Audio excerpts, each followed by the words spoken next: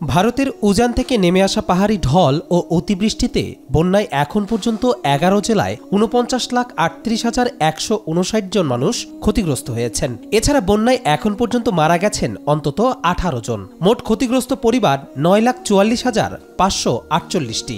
এ পর্যন্ত দেশে 3,527টি আশ্রয়কেন্দ্র খোলা হয়েছে।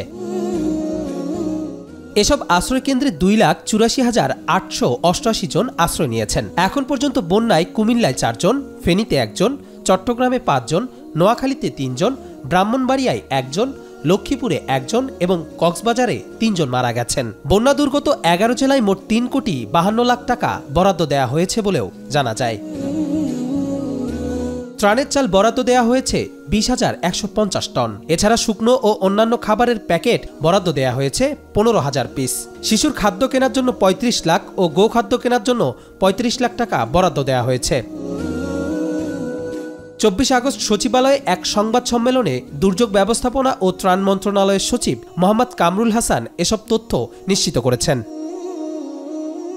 কবির চৌধুরী জয়, মাই টিভি।